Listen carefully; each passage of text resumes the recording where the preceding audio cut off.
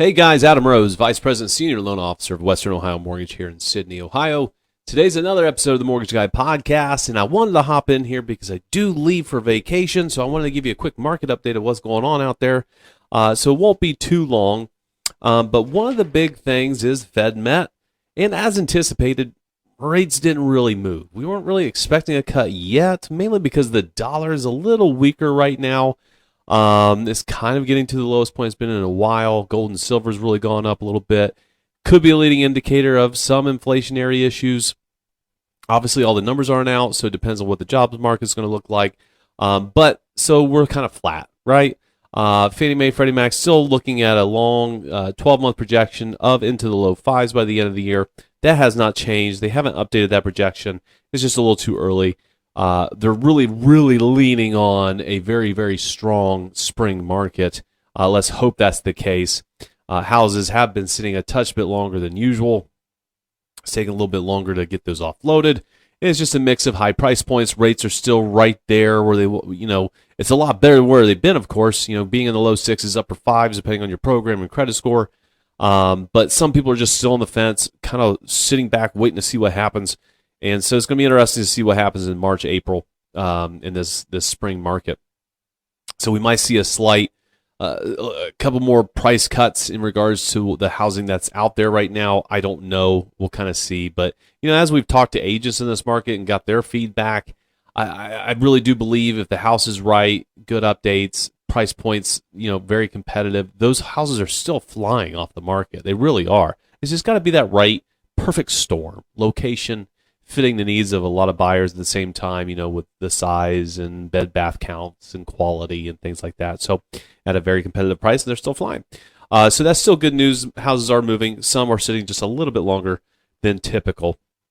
But one big thing that's happened in the market, outside of rates not moving at all as anticipated this early in the year, is a couple lawsuits hit recently. One with Zillow, which I'm not going to talk about, but the other one, which could be a domino effect onto a lot of companies, is there was a lawsuit filed this past week with Rocket.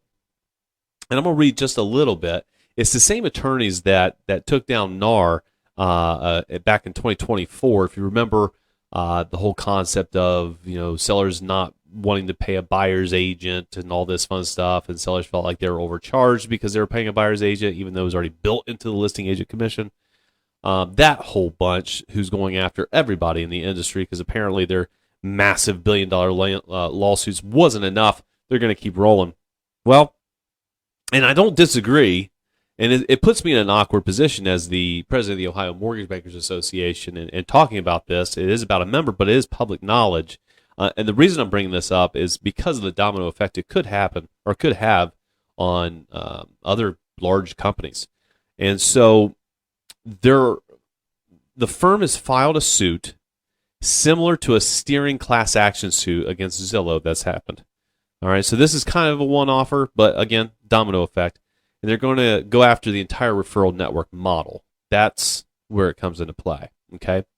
So this is just an example. So Rocket brings in these pre-approval leads, because they are a massive marketing company. It's a tech-forward company, and that's how they get it.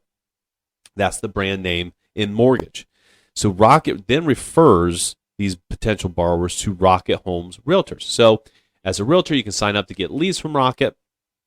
They'll send you customers that aren't already with a realtor, and they send them out to you. You will go out, show them houses as a real estate agent, and you're going to push them back to Rocket. That's their hope. And in exchange for those leads, once you close it, Rocket gets 35% referral fee from those agents. Okay, so the agents are steering them back because that's where the lead comes from, which is fair, right, from the realtor standpoint. But that in tune is a RESPA violation, right? They're requiring them to send them back in order to get a piece of their commission. They are getting a thing of value in return, and that's kind of what the lawsuit is founded on here, and causing some issues, right? And it's the same concept behind USAA doing the similar thing where they have realtors out in the market. They send business to listings, buyers, all that. But when they close, they get a big chunk of the commission. And it's always been a question mark, and I always wondered how it was legal.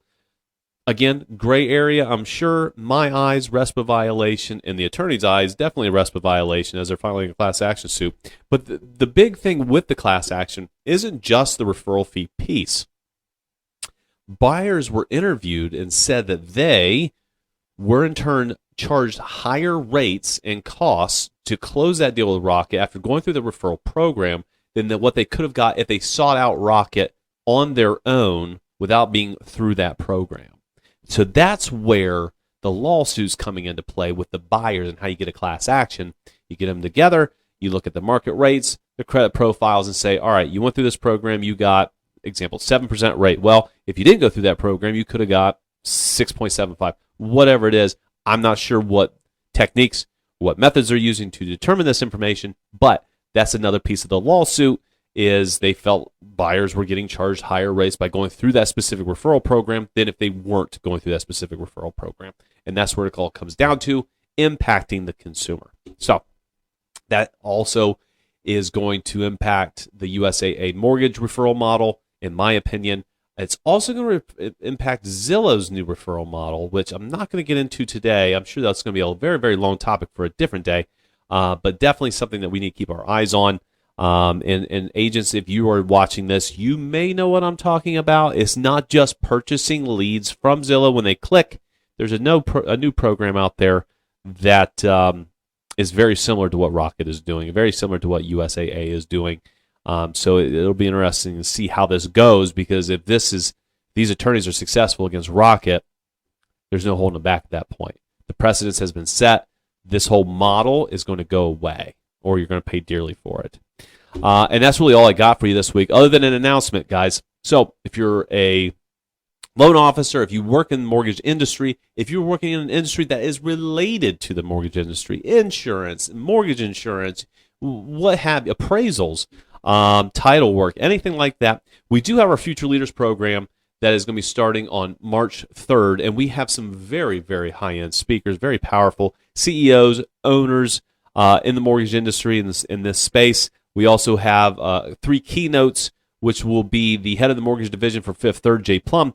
We also have Sue Woodard with the Stratmore Group, who is in charge of the customer experience in the mortgage industry for their group. And we also have Jody Hall, who is the head of the Mortgage Collaborative, and fantastic speakers, very, very knowledgeable in the industry.